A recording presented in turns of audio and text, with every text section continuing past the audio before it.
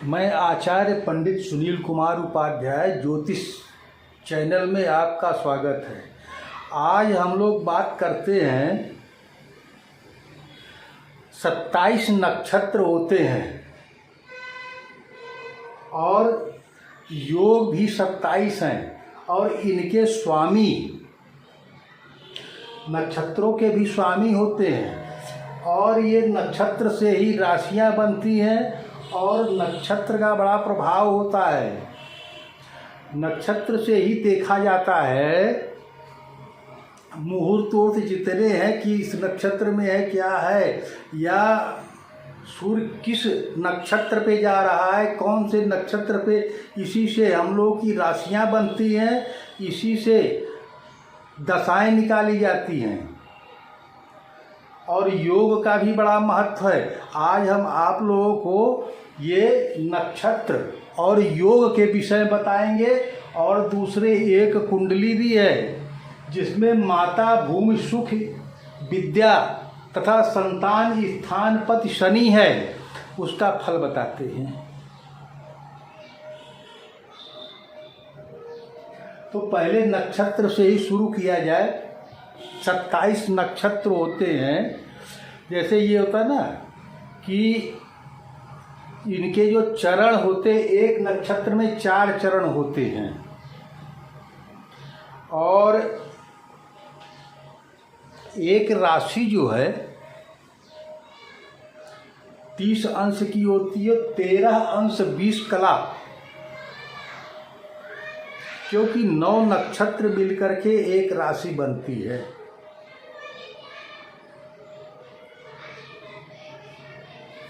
तेरह अंश 20 कला, आप उसको डिवाइड करिए तो 13 अंश 20 कला का जो है एक नक्षत्र होता है और 30 अंश मतलब कि 2.25 नक्षत्र मिलके एक राशि बनती है। अच्छा, इन नक्षत्रों के भी जो है जैसे स्वर्ण पाया, लौह पाया, ताम्र पाया, या जो है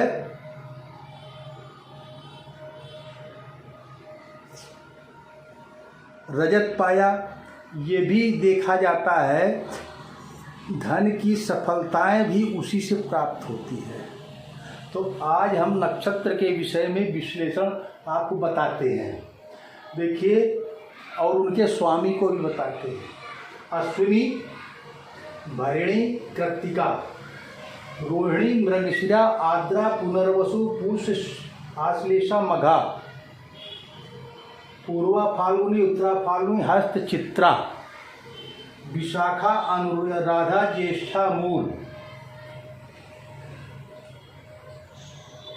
पूर्वाषाढ़, उत्तराषाढ़, श्रवण, धनिष्ठा, शतभिखा, पूर्वा भाद्रपद, उत्तरा भाद्रपद और रेवती। ये 27 नक्षत्र हो गए। अब इनके स्वामी को भी बताते हैं। जैसे अश्विनी नक्षत्र के अश्विनी कुमार हैं, भरणी के काल हैं, कृत्तिका के कृत्तिका नक्षत्र जो है इसके वृष राशि बन जाती है और इसके अग्नि हैं, रोहिणी के ब्रह्मा हैं,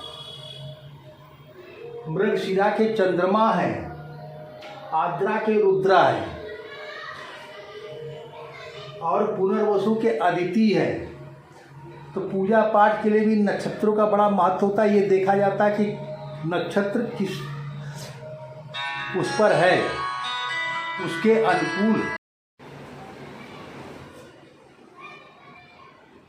मृगशिरा के चंद्रमा, आर्द्रा के रुद्रा, पुनर्वसु के अदिति, पुष्य नक्षत्र के बृहस्पति, आश्लेषा के सर्प। कहा जाता है आश्लेषा नक्षत्र अगर किसी होता है तो भी काल सर्प दोष उसको मानते हैं। मघा नक्षत्र है तो पितर, मघा नक्षत्र के पितर है, पूर्वा फाल्गुनी के भाग, उत्तरा फाल्गुन अग्रमा है, हस्त के सूर्य है, चित्रा के विश्वकर्मा है, स्वाति के पवन है, विशाखा के शुक्राग्नि है,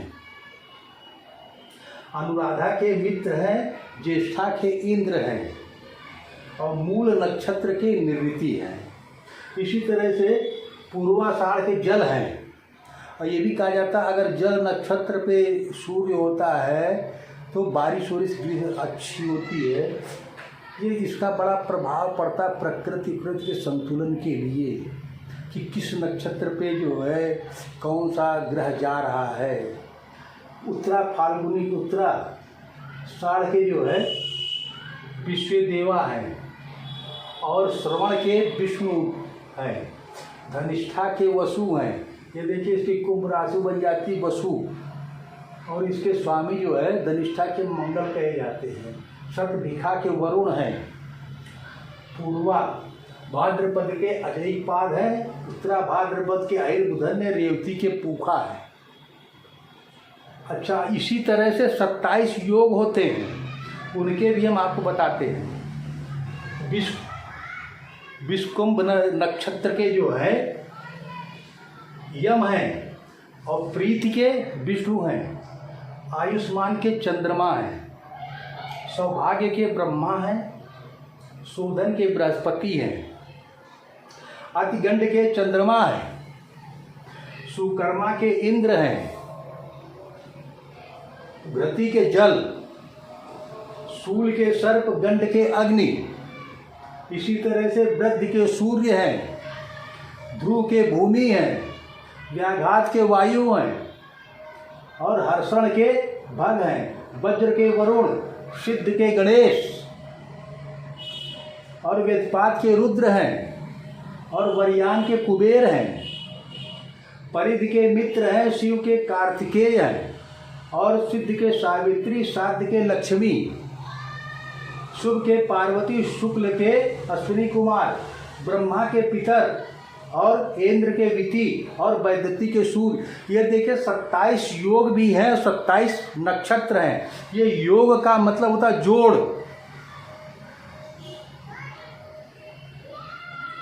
और ये जैसे कहा जाता है पंचांग में तिथिवार नक्षत्र योग करणमेव च। तिथि वार कौन सा दिन, आज तिथि कौन सी है, दिन कौन सी है, योग करण, ये सब चीज़ें जो है जब कोई कुंडली किसी चीज़ में देखा जाता है, मुहूर्त, ये नक्षत्र, ये सब चीज़ें जो है देखना पड़ता है कि इसको कैसे क्या पड़ रहा है, किस उसमें पड़ रहा है। उसी से जो त्यौहार आगे पीछे भी होते कि इस नक्षत्र पे ये योग पड़ रहा है, ये आ रहा, तो उसमें जो है ये इसका उपयोग होता है।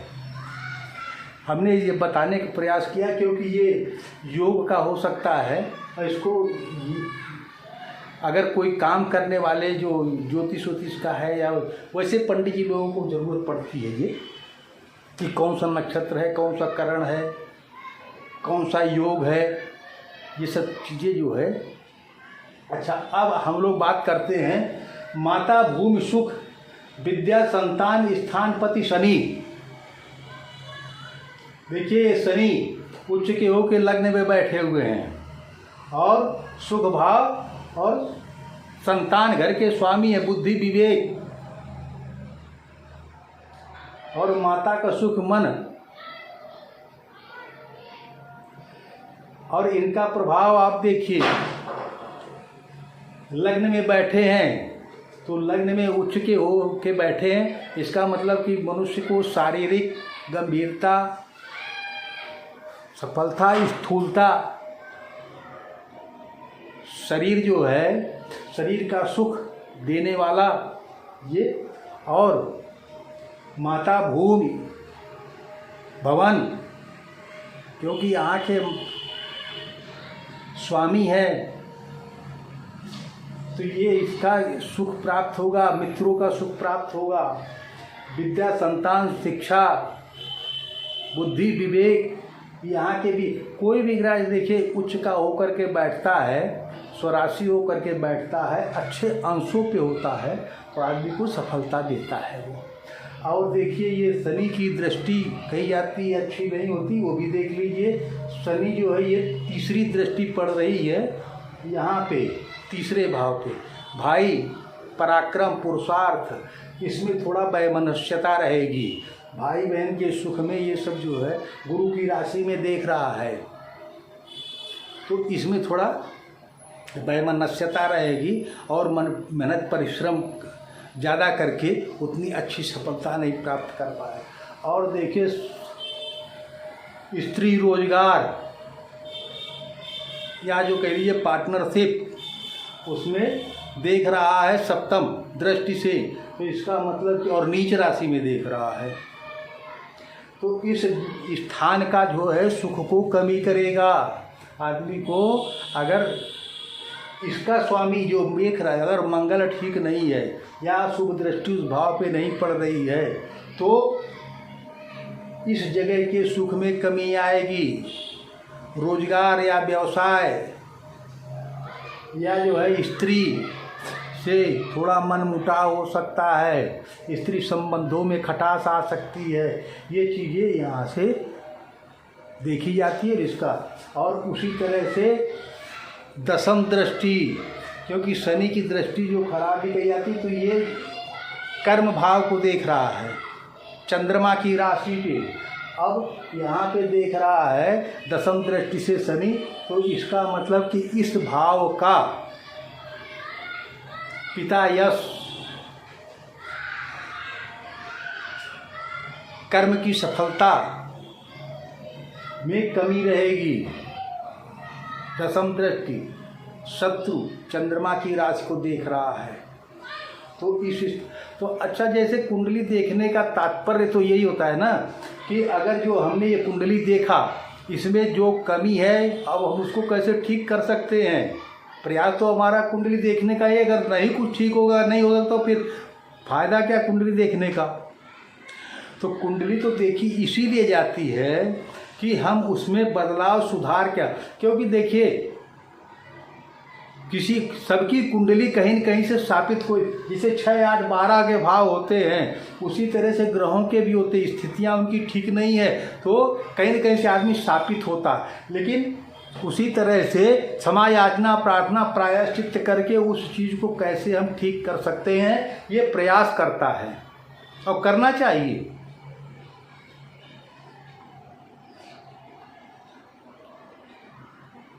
कहा जाता है जन्मांतर कृतम पापम व्याधि रूपेण बाधते तच्छांत रौषधैर दानैर जप होम सूरार्चनई। जन्म जन्मांतर के किए हुए पाप पूर्ण कर्म मनुष्य को वर्तमान में प्राप्त होता है, क्योंकि हम लोग जड़, जैसे शूद्र कहा जाता है नाभि के नीचे का, और हम लोग जन्म लेते शूद्र, और वही मनुष्य का जन्म जो होता है वो नाभि के नीचे से होता है, तो जन्मकालीन शूद्र होता है। अब फिर यहाँ पे हम अपने कल्याण के लिए आते हैं कि हमारा जो है इस शरीर को पाने के बाद उद्धार कल्याण हो जाए। लेकिन अब भौतिक जीवन में इतना फंस करके आदमी उसी में जैसे उलझ जाता है, और इस कल्याण के लिए ब्रह्म ज्ञान की प्राप्ति ही सकुशल है, वही कल्याण कर सकती है। तभी कहा गया है कि ब्रह्मांड ब्रह्म, मतलब हम अपने उस जो मूलाधार में चेतन शक्ति भी उसको ब्रह्मांड में विलीन करके कैसे करें, तो ब्रह्म ज्ञान की प्राप्ति की आवश्यकता होती है। इसीलिए लोग ब्राह्मण को ढूंढते हैं। ब्राह्मण का मतलब होता है ज्ञानी, कोई जाति नहीं, जिसने अपने ब्रह्म को जागृत किया, मतलब अपने चेतन शक्ति को जागृत किया। वो जो है, तो अब वो सब करने के लिए बहुत ही संतुलित होकर के, जैसे संध्या गायत्री वेदों कर्म, ये सब चीज़ों को करके आदमी शुद्धता रख करके अपने को जागृत करे, तब ब्रह्म होता है और ब्रह्म में विलीन होता है। तो उसी तरह से हम कुंडली देख करके हम अपने को क्या सुधार कर सकते हैं, ये जानने की ज़रूरत होती है। और नहीं तो वैसे खाली कुंडली इसके लिए देखना कि ये हो जाएगा, हमारा ऐसा काम बन जाएगा, हमारी क्या दशाएं चल रही, क्योंकि भौतिक जीवन में इस शरीर को पोषण करने के लिए और सामाजिक स्थितियों के अनुकूल चलना पड़ता है। उसकी पूर्ति कैसे होगी ये भी सब हम लोग को देखना पड़ता है। और एक दूसरे के साथ सहयोग बना करके ही आदमी आगे बढ़ सकता है। लेकिन जितनी विकृतियां समय के अनुसार होती जाती है, कलयुग का प्रभाव जैसे जैसे बढ़ता जा रहा है, लोग दूषित होते जा रहे हैं, मनोवृत्तियाँ दूषित, तो मैं लोगों से यही कहूँगा कि इसमें जो आप लोग सहयोग सुधार कर सकते अपने आसपास पड़ोस को, उसको करने का प्रयास कीजिए। एक दूसरे को कैसे जो है सहयोग पहुंचा करके, कोई अगर हम एक जो है वीडियो डालेंगे, वर्ण व्यवस्थाएं इसीलिए बनाई गई थी कि एक दूसरे के द्वारा उद्धार कल्याण होता रहे, क्योंकि हर एक आदमी हर एक काम नहीं कर सकता। आज वही चीज़ें हो गई कि हर एक आदमी हर एक काम कर रहा है, चाहे वो नारी हो चाहे पुरुष हो, सबके साथ ये समस्याएं जुड़ गई हैं कि हर एक आदमी हर एक कार्य कर लेना चाहता है और सफलता पा, लेकिन ऐसा नहीं हो सकता है। आप किसी एक ही चीज़ पे ध्यान दे करके अपने को आगे बढ़ा सकते हैं। इसीलिए वर्ण व्यवस्थाएं बनाई गई कि लोग अपने अपने कार्य में स्वयं लगे रहेंगे और सबका उद्धार कल्याण भी होना चाहिए, उसकी भी व्यवस्था की गई। और ये भी ज्योतिष से ही वर्ण व्यवस्थाएं निकली हैं, इसको भी हम बताएंगे आप। चलिए आज हमारा यहीं पे जो है अपनी वीडियो को ख़त्म करते हैं। और अगर आप हमारा चैनल देखते हैं तो इसको लाइक कीजिए, सब्सक्राइब कीजिए, शेयर कीजिए। और अगर कुंडली दिखाना चाहते हैं या कुंडली बनवाना चाहते हैं या किसी ग्रह दोष किसी चीज़ की शांति का विधान चाहते हैं तो आप हमारे नंबर पे संपर्क कर सकते हैं। 99 35 25 92 60 790 592 45 19 पे संपर्क कर सकते हैं और आप अपने कार्य की सफलता को प्राप्त कर सकते हैं।